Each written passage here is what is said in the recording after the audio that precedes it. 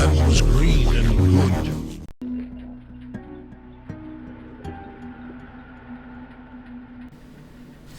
Hello lovelies, sorry if I seem even more incoherent and shabby than usual, but I'm actually very sick. Hot and cold flushes and digestive things as well, shall we say, drawing a veil over that. Let's move on, because we've got a good old-fashioned country-style down-home RPG book burning to talk about. Poor old James Raggi of Lamentations of the Flame Princess, old school Renaissance fame, just can't seem to catch a break lately. He read and apparently appreciated Jordan Peterson's 12 Rules for Life. Okay, some people like astrology.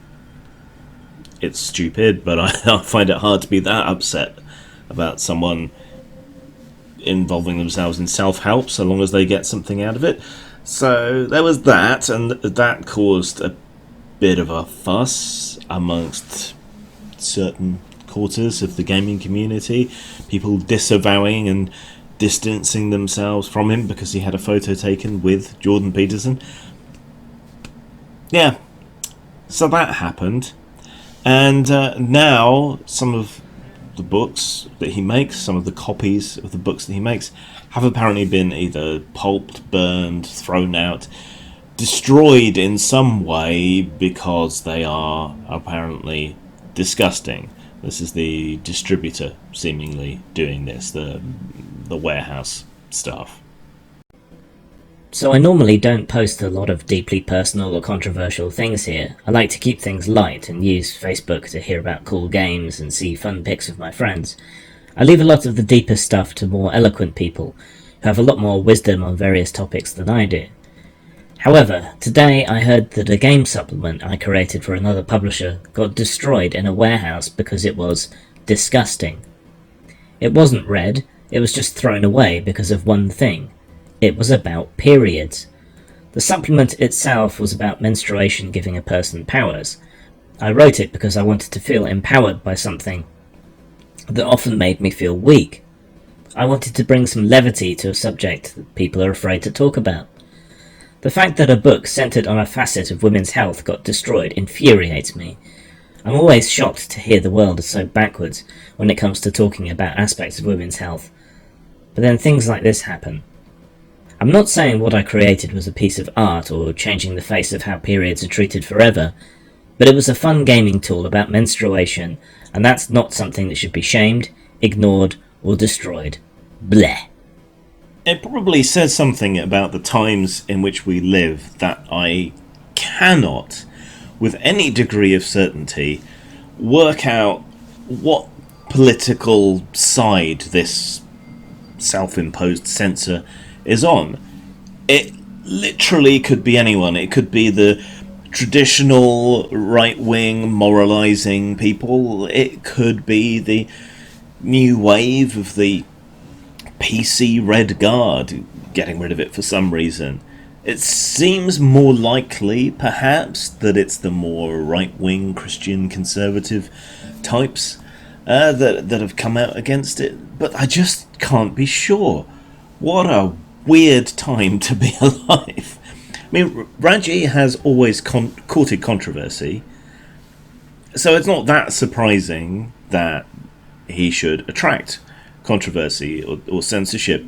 But I think his version of D&D is almost what people imagined it was like, with the horrors and the disgusting stuff going on, and the sex and the violence and whatever. And that's a big part of its appeal, and then now this has been censored. But it's telling that it's something gender-related, that it's something sexuality-related, at least one step removed, that has gotten it to the point of being censored, whereas all the violence and horror and other material hasn't been. And Elizabeth, don't do yourself down. Of course it's art. It doesn't mean that much, because pretty much any creative endeavour is art, but it is art. You know, and it comes from a fine pedigree of things that have approached the subject of menstruation. I'm not talking about people painting with it or smearing their faces with it or whatever else, but there's a long and storied cultural and fictional history relating to menstruation. You know, women's ties to the cycles of the moon and so on has led to it being incorporated into some werewolf myths, or werewolf myths being used as an allegory for menstruation. Clive Barker's Weave World makes explicit and direct use of menstruation and its relation to magic via the Immaculata and her powers. Like I say, there's a long history of it, and there's a deep religious and cultural history around it being regarded as unclean and so on, ironically enough, here. You know, making women seem less somehow because they bleed and so on. So there's a lot to tap into there, culturally, historically, from fiction, and so on. It makes perfect sense to do something like this as an RPG supplement, tying and bringing all those things together. Everyone seems to be saying it's not my cup of tea, but you know, we should defend it.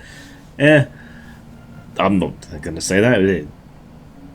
It is, as much as anything else, and it could be very interesting. I've not read it, but I don't think that matters in the case of defending people's expression.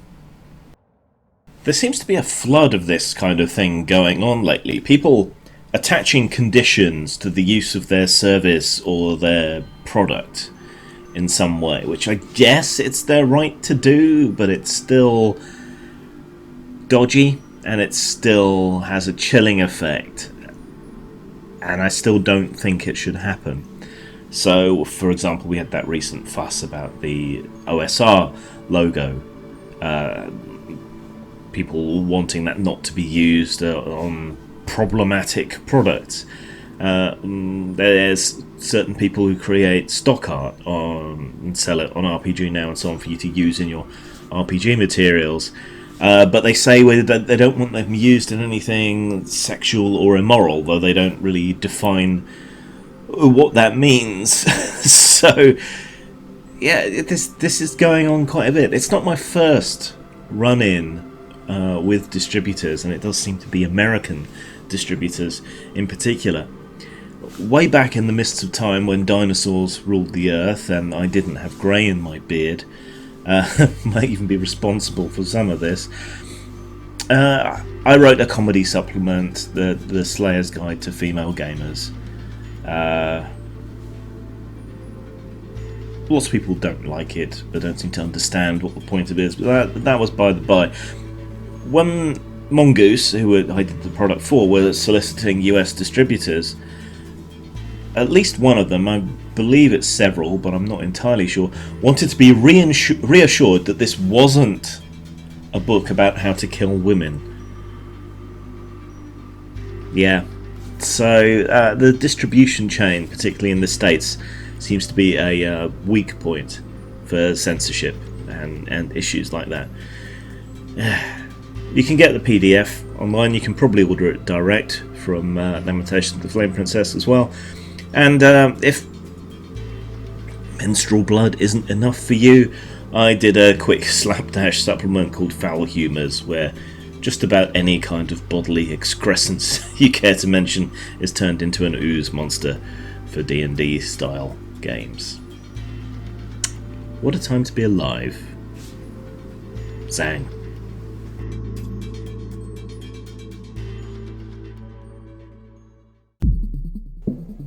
Machinations of the Space Princess is an old-school RPG with a sci-fi setting. The rules are familiar and at once innovative. Opened up so you can play literally any alien species you can envision. Purchase it at RPG Now or Lulu.com. The gallows is cold and the gibbet is lonely. We'll make things hard for you here. The gallows is cold and the gibbet is lonely. We'll make things hard for you, Joni, my dear. I can make it happen. I can get you anything you want. You just have to talk to me. Talk to me. Talk to me. Talk to me. I'm your priest. I'm your shrink. I'm your main connection to the switchboard of souls. I'm the magic man. Santa Claus of the subconscious. You say it. You even think it. You can't have it.